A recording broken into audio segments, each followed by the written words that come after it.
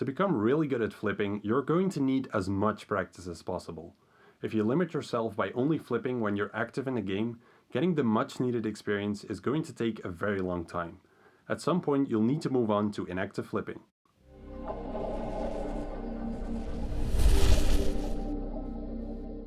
Hey guys, it's Divine from Merch.com. This is the second part of the flipping guide, which is about all the flipping that you do when you're not online. People often refer to these as overnight flips, but your night may not be the same as mine, which makes this pretty confusing to talk about. And you're also inactively flipping when you're at school, work, or whatever, so hence the term inactive flipping.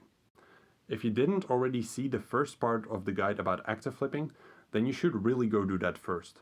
If you skipped it thinking you could get straight to the real deal, or if you felt that active flipping isn't really working out for you and you want to take some shortcut to higher profits, then I have some bad news for you. That's not how this works. You need to go through the active flipping phase first and become pretty good at it, or your inactive flips will be nothing more than random guesses as opposed to educated guesses. As a result, you won't be able to move on to investing either. Remember that merchanting is a long-term game, which is extremely rewarding if you play it right.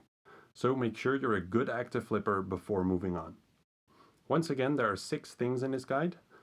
The first, how to move from active to inactive flipping, how inactive flipping works, finding items, how long you should keep your offers in, what to do when you mess up, and how to move from inactive flipping to short-term investing. Let's get started. As I explained in the first guide, when active flipping, you flip items based on the current buy and sell prices that you got from a price check. When you flip an item frequently, you will find that it doesn't always behave the same way. It moves a lot in price throughout the day and sometimes has steep rises and crashes. Understanding and having a feel for this is the key to inactive flipping for bigger profits and also to short-term investments later on. Now, I'm using the merch live graphs here to show you what I mean with items moving in price throughout the day, as the regular Grand Exchange graphs don't really say anything about this.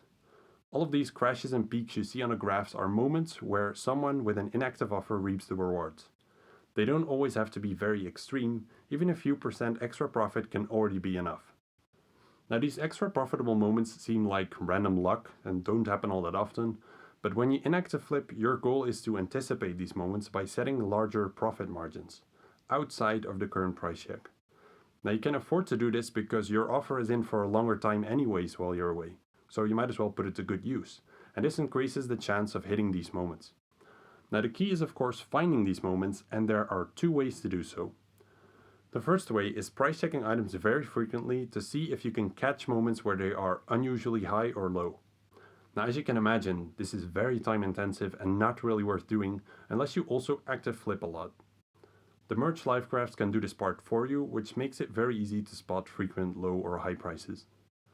Leaving in random test offers is the second way, which is what most people do. It basically means putting in buy offers well below the current buy price or sell offers well above the current sell price. Now, you may get lucky with this occasionally and get a feel for what works and what doesn't, but if you use this method, then you really need to keep an eye on how often you get lucky. If you keep returning to empty offers, then you need to try different items or prices. It is a waste of time to keep trying the exact same prices. You would be better off inactive flipping for the same prices as you would active flip in that case, as you would still be making a profit. Now, those are the 2 ways to find good prices to inactive flip at. I can already imagine many of you think, that's it, no special tricks or anything? You just price check all day, you pay for it, or you try out some random prices? Shit guy, downvoted. Now, the thing is, you simply don't have any control over when these moments happen, so of course there are no special tricks. What you can do, however, is picking the right items which have a higher chance of crashing or peaking, and that's what makes the difference with inactive flips. So how do you find items to inactive flip?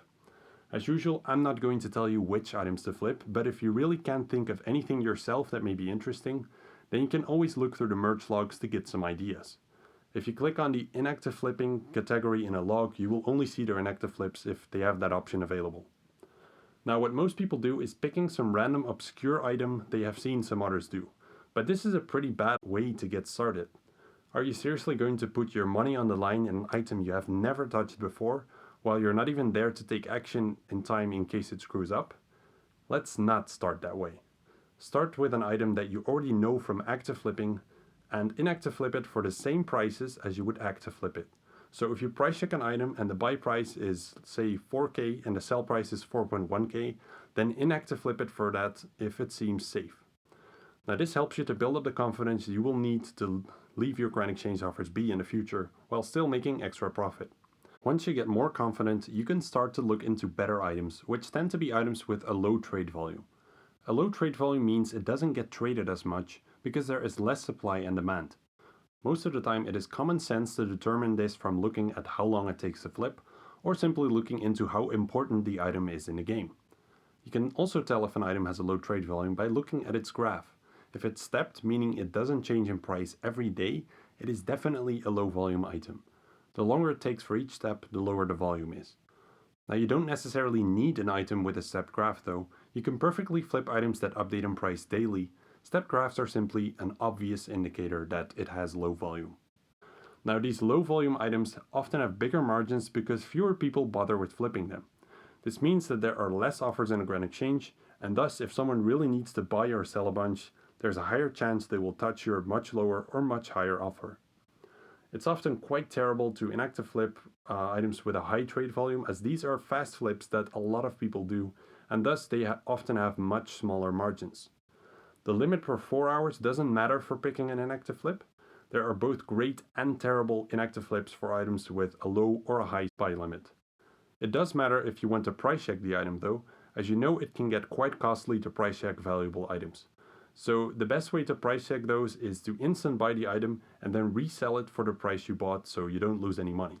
This way you only know the sell price, but estimating the buy price usually works just fine.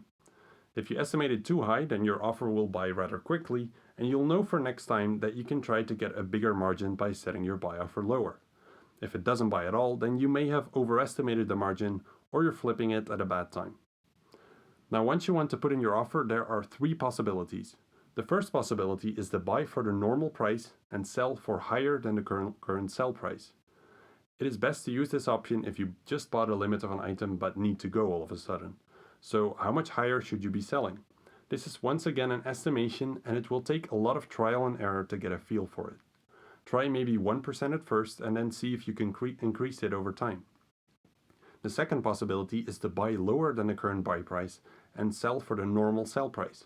This is the safest option, and I would recommend you to start with it, because if the item crashes in price while you're away, then you will likely still be able to break even by the time that you return. All you'd lose in that case would be time and potential profit. Now it's best to use this option if you have cash, grand exchange slots, and if you need to go in a moment and have no time to wait until you bought your limit.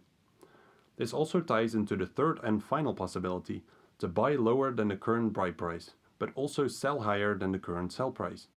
This is of course the most difficult option, as you need to beat the odds on both ends.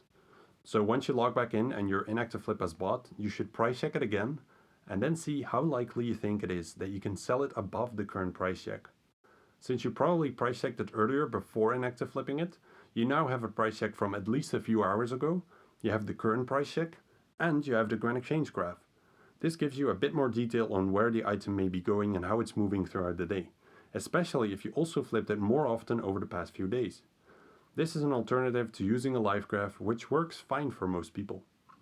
Now the stuff you're doing here, looking at short-term trends, taking at least a few hours to flip an item, this is what eventually leads to short-term investing, where you may be willing to hold on to an item for a day or two, and even buy a few limits of it when it's undervalued. More about that in the short-term investing guides linked at the end of this video though. Moving on to the next point, how long you should keep your offers in. Now this works the same way as with active flipping.